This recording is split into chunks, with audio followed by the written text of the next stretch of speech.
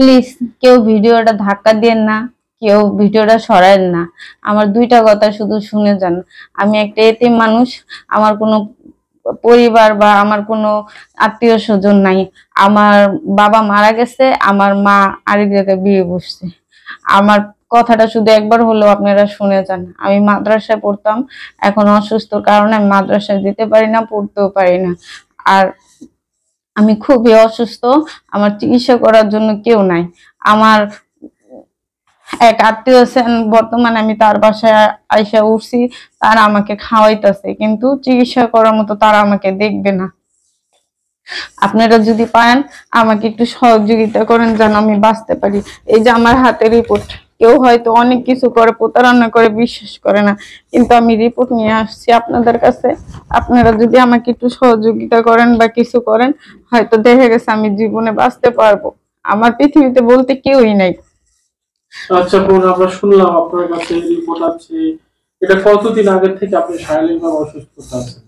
আমার ধরা পড়ছে 1 বছর আগেতে, কিন্তু তখন ওরকম একটা বেশি ছিল না, পরে আস্তে আস্তে আমার এটা গাড়ায় গেছে। মানে রাতে জ্বর হয়? আমার জ্বর হয়, আমার মাথা ঘোরা, আমি দাঁড়াইতে পারি না, আর কোনো খাবারও খাইতে পারি না, বমি আসে। আচ্ছা, এখন ডাক্তার কি বলেছে বোন? ডাক্তার বলেছে যে আমার জ্বরেতে ছোট একটা সিট আছে, আমার শরীরে কোনো রক্ত নাই, আমার শরীরে কোনো, আমাকে একটু বাঁচান আপনারা, ঠিক আছে? কারণ পৃথিবীতে আমার কেউ নাই, আর যাদের কাছে আছি তাদেরও ওরকম সামর্থ্য নাই যে আমাকে চিকিৎসা করব।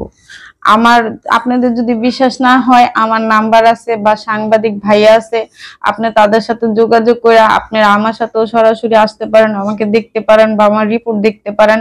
তাতে আমার কোনো বিন্দু মাত্র একটু ইয়া নাই।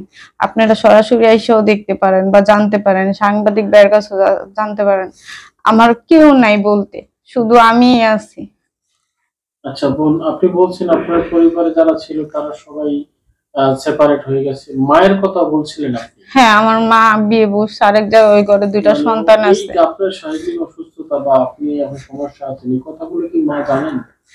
আমার মা জানেন, কিন্তু আমার মা আসে না, কারণ আমাকে যদি টাকা পয়সা দিয়ে যদি আমাকে, কান্না করে দিচ্ছে এই বোনটি, আসলে খুব দুঃখজনক। তার শারীরিক যে অবস্থা, আসলে এই সময় পাশে একজন ঢাকা থেকে জরুরি। তো আমরা একটু এদিকে তাকান বোন, কান্না করেন না, আল্লাহ আপনাকে এই ব্যবস্থা করে দেবে। আল্লাহর কাছে নামাজ পড়ে দোয়া করবেন, অবশ্যই আল্লাহ ফয়সালা করে দেবে। তো বোন, এখন আসলে আপনার মূলত পড়ালেখাটা তো শেষ, এখন হচ্ছে না শারীরিক অসুস্থতা? না আমি অসুস্থ, আমি মাদ্রাসায় বেশিরভাগ জ্বরে থাকি বা আমার বমি হয়, এরকম তো কমন খাবার সবার জন্য। এর জন্য ওনারা এখন আমার মাদ্রাসায় রাখতেছে না, কারণ আমার সেবা কে করবে? আচ্ছা আচ্ছা। আমার আত্মীয়র বাসায় আসছি, ওনারাও তো আমাকে এরকম অসুস্থ থাকলে বেশি দিন রাখবে না। বুঝতে পারছি। তো আসলে এই যে এখন আপনি অসুস্থ আছেন, এখন ডাক্তার বলেছে যে চিকিৎসা জরুরি দরকার, তাই না? জি। তো এখন এই যে আমাকে কতগুলো ওষুধ দিছে, আমি ওষুধও খাইতে পারতেছি না, এখানে সব আছে। দর্শকের দেখতে পাচ্ছি যে তার ওষুধ দিয়েছি আমরা, আমার হাত পা দেখেন এখনো কাঁপতেছে, আমি ঘামতেছে আর কাঁপতেছে আমার হাত পা, শরীরে যে দেখেন, এই যে আমার হাতের রক্ত দেখেন, আমি আগে এরকম ছিলাম না। দর্শক, আমরা শুনছিলাম এক বোনের কিছু জীবনের কথা। তো আমরা অবশ্যই প্রোগ্রামটা শেয়ার করে দেবো, যেন কিছু দিতে না পারলেও যেন একটু শেয়ার করে আমাকে 1 টাকা করে হলো আপনারা আমার পাশে থাকবেন, একটু সহযোগিতা করবেন। আপনাদের 1 টাকার কারণে হয়তো আমার জীবনটা বেঁচে যাবে। অবশ্যই এই দেশে অনেক মানুষ আছে, অনেক দানশীল ব্যক্তিরা আছেন, একজনে দিলেই হয়ে যায়, লক্ষ মানুষ লাগে না যদি সেরকম দেয়। বহুত লোক আছে দেওয়ার মতো, জায়গা পায় না। তো দর্শক, আপনারা অবশ্যই প্রোগ্রামটা শেয়ার করে দিবেন, এই বোনটি যেন তার গন্তব্যস্থানে পৌঁছতে পারে। তো সবাই ভালো থাকুন, সুস্থ থাকুন, আল্লাহ হাফেজ, আসসালামু আলাইকুম।